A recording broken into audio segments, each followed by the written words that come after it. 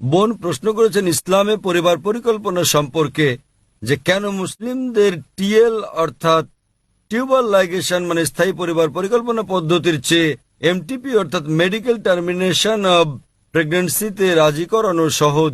দুটোর উত্তর একসঙ্গে দিচ্ছি।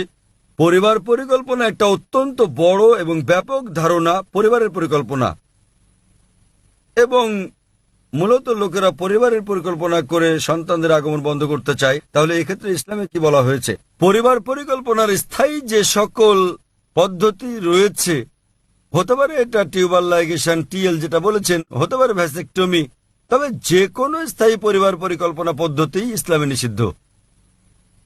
দ্বিতীয়ত, যে কোনো ধরনের গর্ভপাত, যে কোনো MTP medical termination of pregnancy এটা নিষিদ্ধ, কারণ মায়ের জীবনের জন্য ঝুঁকিপূর্ণ না হওয়া সত্ত্বেও আপনি একটা জীবন হত্যা করছেন।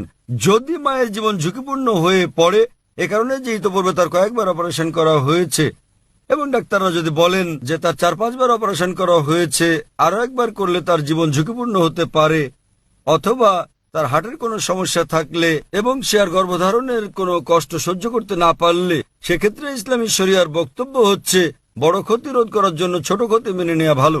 মায়ের জীবন পৃথিবীতে আসতে যাওয়া সন্তানের জীবনের চেয়ে বেশি মূল্যবান। এহেন পরিস্থিতিতে শেষ ব্যবস্থা হিসেবে এসব পদ্ধতি ব্যবহার করা যেতে পারে। যে কোনো ধরনের স্থায়ী পদ্ধতি হোক, তা টিউবাল লাইগেশন, হতে পারে ভ্যাসেক্টমি, কিংবা হতে পারে মেডিকেল টার্মিনেশন অব প্রেগন্যান্সি, তা কেবল এইসব ক্ষেত্রে ব্যবহার করা যাবে, অন্য কোনো ক্ষেত্রে ব্যবহারের অনুমতি নেই। কেন নিষিদ্ধ এই সকল পদ্ধতি? কারণ পবিত্রকরণে বলা হয়েছে, সূরা আনাম অধ্যায় নম্বর 6 আয়াত নম্বর 151, স্বীয় সন্তানদেরকে দারিদ্র্যের ভয়ে হত্যা করো না, কারণ আল্লাহ সুবহানাহু ওয়া তাআলা তোমাদের ও তোমাদের সন্তানদের আহার দেবেন।